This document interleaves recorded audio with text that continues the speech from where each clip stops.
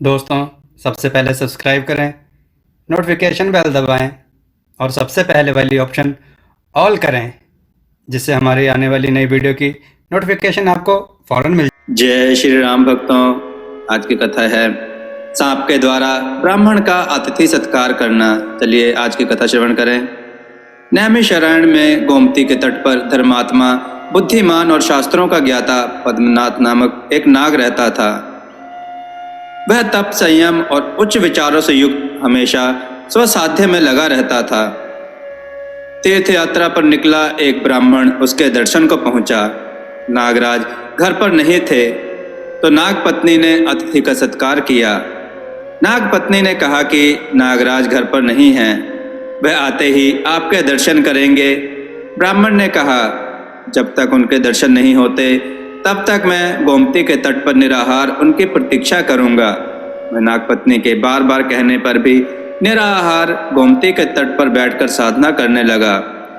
नाग पत्नी परिवार के बुजुर्गों और बच्चों को लेकर ब्राह्मण के पास पहुंची और कहा, हम ग्रस्त हैं और ग्रस्त का अतिथि भोजन ना करे तो मन क्लेश युक्त रहता है, आप हमें सत्कार का अवसर दीजिए। किंतु ब्राह्मण ने उनका आभार व्यक्त कर यह कहते हुए लौटा दिया कि उसने दर्शन का व्रत लिया है। 6 दिनों बाद नागराज आए तो पत्नी ने सब कुछ बता दिया। अतिथि ने 6 दिनों से अन्न जल ग्रहण नहीं किया है। यह सोचकर नागराज पद्मनाभ बड़े दुखी हुए। उन्होंने पत्नी से कहा, मनुष्य नागवंश के दर्शन के लिए इतने व्याकुल नहीं होते, आपने शायद पहचानने में भूल की है। नाग महापराक्रमी और वेगवान होते हैं, देवताओं, असुरों और ऋषियों के लिए भी वंदनीय हैं। मनुष्यों के लिए हमारा दर्शन सुलभ नहीं है। दर्शन के लिए इस तरह आज्ञा देकर मुझे बुला सकने वाला वह कोई मनुष्य नहीं है। नाग पत्नी ने कहा, उसकी सरलता से मैं इतना तो समझ सकती हूँ कि वह कोई देवता नहीं है। जो शरण में आए हुए के आंसू नहीं पहुँचता उसके मर्यादा और कीर्ति भस्म हो जाती है। नीति कहती है कि आपको तत्काल उसके दर्शन करने चाहिए, मर्यादा उसमें है। नाग की आंखों पर पड़ आई श्रेष्ठता की पट्टी तत्काल उतर गई। वह बोला, इंद्र से भी बलशाली रावण रोष के कारण मारा गया। कीर्तिवीर अर्जुन इंद्र को हराने का सामर्थ्य रखता था, किंतु परशुराम जी ने उसका वध कर दिया।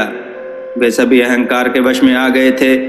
तुम्हारे वचनों ने मुझे पथभ्रष्ट होने से रोका। उत्तम जीवन संगिनी सदा अपने पति को धर्म के मार्ग पर ले जाती हुई मोक्ष प्रदान करती है। मैं तत्काल ब्राह्मण के दर्शन को जाता हूँ। पद्मनाभ नाग ब्राह्मण के दर्शनों के लिए चल पड़ा। वह वहां पहुंचा। उसने ब्राह्मण को प्रणाम कर कहा, मैं ही पद्मनाभ हूँ, मेरे लिए क्या आदेश है?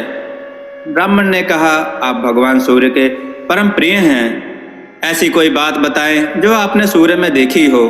पद्मनाभ बोला, एक दिन भगवान संसार को अपने तेज से तपा रहे थे। उसी समय सूर्य के समान तेज वाला एक व्यक्ति दिखाई दिया जो अपने तेज से अंधकार को चीर रहा था। भगवान भास्कर ने अपनी दोनों भुजाएं उसके स्वागत में फैला दी। वह तेज उनकी किरणों में समाकर एकाकार हो गया। मैंने भगवान से पूछा कि यह दूसरा सूर्य कौन थे? सूर्यदेव ने कहा, वह एक सिद्ध मुनि थे। जीवन की सभी आसक्तियों का त्याग कर वह सदा ध्यान मग्न रहते और महादेव की आराधना करते रहते। उसने कभी भी ऐसे अन्न का एक दाना भी न लिया था जिसे प्राप्त करने में किसी की शील वृत्ति का हनन हुआ हो। ऐसे तपस्वी देवतुल्य और देवताओं से भी श्रेष्ठ हो जाते हैं। ऐसे लोगों को उत्तम गति प्राप्त होती है और मैं स्वयं सहर्ष उनको स्वीकार करके स्वयं को धन्य करता हूँ। नागराज की बात सुनकर ब्राह्मण उठा और उनकी आज्ञा लेकर चलने लगा। उसने कहा, मैं आत्मज्ञान के लिए भटक रहा था। ज्ञान जिसके पास भी हो उसे प्राप्त करने का प्रयास करना चाहिए। आप नागकुल के हैं और मैं मानव, किंतु आपने जो मुझे ज्ञान दिया वह श्रेष्ठ है। अब मैं भी आपके ज्ञान के अनुसार चित्त को स्थिर करके साधना और स्वाध्याय में लगूंगा। इतना कहकर भीष्म पितामह बोले, युधिष्ठिर, मैंने तुम्हें यह कथा इसलिए सुनाई ताकि तुमको कभी भी स्वयं के चक्रवर्ती सम्राट होने का अभिमान न हो। हमेशा सद्गुणों के स्वागत के लिए तैयार रहना चाहिए। वह किसी निकृष्ट से भी प्राप्त क्यों न हो, उसे प्राप्त कर लेना चाहिए। जाति अहंकार और जाति द्वेष, यह दोनों अवगुण मानव को अविवेक की ओर धकेलते हैं। जिसके कारण वह सभी सद्गुणों से हीन होकर दुर्गति को प्राप्त करता है। उस समय पर कोई सच्चा मित्र या गुरु ही मार्ग दिखाता है, जैसे पद्मनाभ नाग की पत्नी ने उसे अधर्म से रोका। दोस्तों, हमें भी किसी से ज्ञान की बात प्राप्त हो, चाहे वो हमसे छोटा ही क्यों ना हो, उससे सीख लेना चाहिए। दोस्तों, आपको यह कथा कैसी लगी? अपने विचार और सुझाव कमेंट में जरूर दें। हमारी कथाओं को लाइक करें, हमारे चैनल को सब्सक्राइब करना ना भूलें, हमारी कथाओं को शेयर जरूर करें, जिससे लोगों को अच्छा ज्ञान प्राप्त हो। जय श्री राम भक्तों।